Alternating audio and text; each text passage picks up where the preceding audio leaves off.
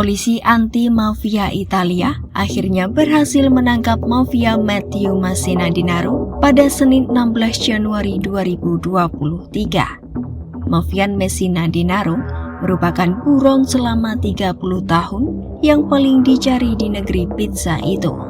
Perdana Menteri Italia Giorgia Meloni bahkan menyebut penangkapan Messina Denaro di daerah asalnya di Sisilia merupakan kemenangan besar bagi negara dalam perangnya melawan kejahatan terorganisir. Komandan Operasi Khusus Pasquale Angelo Santo dalam sebuah pernyataan mengatakan, Messina Denaro ditangkap di dalam fasilitas kesehatan di Palermo, tempat ia mengakses perawatan terapeutik.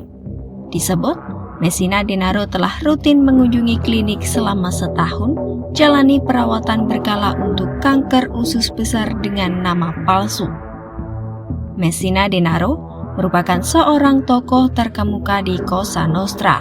Cosa Nostra adalah sindikat mafia yang berasal dari Sisilia, Italia.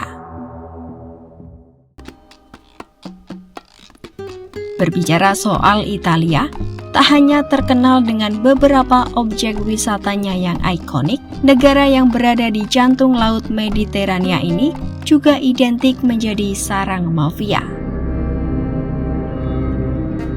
Mafia atau jaringan kelompok kejahatan terorganisir ini pertama kali muncul di Sisilia, Italia pada abad ke-19. Selama berabad-abad, pulau yang berada di Laut Mediterania antara Afrika Utara dan daratan Italia itu diperintah oleh garis panjang penyerbu asing, termasuk Fenisia, Romawi, Arab, Prancis, dan Spanyol. Sehingga membuat orang-orang Sisilia bersatu, membentuk kelompok mafioso untuk melindungi diri mereka sendiri dan menjalankan keadilan mereka sendiri. Namun kala itu istilah mafioso atau anggota mafia awalnya tidak memiliki konotasi kriminal. Istilah ini justru digunakan untuk menyebut seseorang yang curiga terhadap otoritas pusat. Namun dalam perkembangannya, beberapa kelompok ini muncul sebagai tentara swasta atau mafia. Mereka kerap memeras uang perlindungan dari pemilik tanah. Hingga seiring berjalannya waktu, kelompok itu menjadi organisasi kriminal kekerasan yang sekarang dikenal sebagai mafia Sisilia. Tahun 1861, Sisilia menjadi provinsi Italia yang baru bersatu, namun kekacauan dan kejahatan merajalela di seluruh pulau. Pejabat Romawi bahkan meminta klan mafia Sisilia untuk membantu mereka mengejar kelompok kriminal independen yang berbahaya. Timbal balik pun terjadi. Pejabat akan mengalihkan perhatian saat mafia melanjutkan penggeledahan perlindungan pemilik tanah. Awalnya, pemerintah ingin hal ini bersifat sementara. Namun ternyata sebaliknya, klan mafia justru memperluas aktivitas kriminal mereka sampai mengakar dalam politik dan ekonomi Sisilia.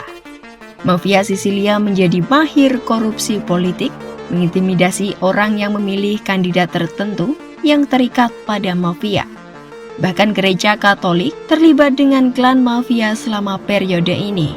Untuk lebih memperkuat kelompok, klan Sisilia mulai melakukan upacara inisiasi, di mana anggota baru mengucapkan sumpah setia secara rahasia, yang mana untuk bergabung harus mematuhi omerta, kode etik yang mencerminkan kepercayaan Sisilia kuno bahwa seseorang tidak boleh pergi ke otoritas pemerintah untuk mencari keadilan atas kejahatan dan tidak pernah bekerja sama dengan pihak berwenang yang menyelidiki kesalahan apapun.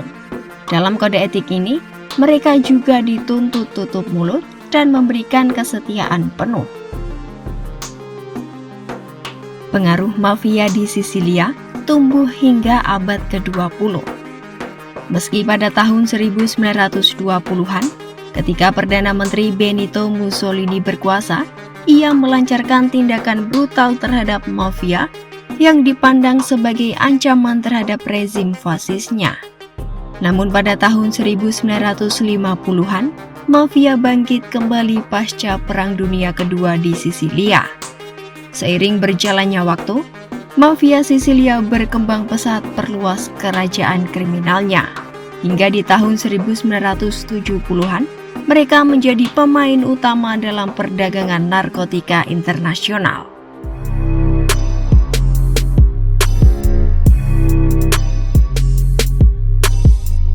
Pada akhir abad ke-19 dan awal abad ke-20, sebuah kelompok dari Sisilia dan Italia bermigrasi ke negara baru, khususnya Amerika Serikat dan sebagian Amerika Selatan.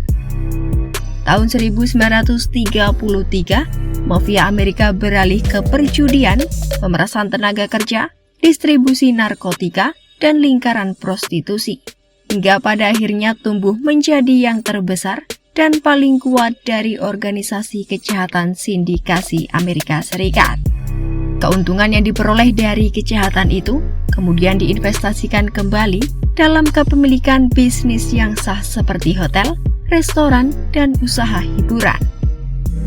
Menjelang akhir abad ke-20, peran mafia dalam kejahatan terorganisir AS tampaknya semakin berkurang. Keyakinan pejabat tinggi, pembelotan oleh anggota yang menjadi saksi pemerintah, dan perselisihan internal lambat laun menipiskan barisan.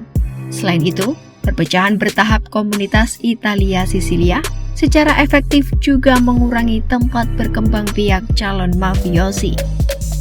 Pada awal abad ke-21, setelah ratusan orang terkenal ditangkap selama beberapa dekade, mafia tampaknya melemah di kedua negara, baik Amerika Serikat maupun Italia. Meski begitu, keberadaan mafia masih belum hilang sama sekali dan tetap ada dalam bisnis hari ini.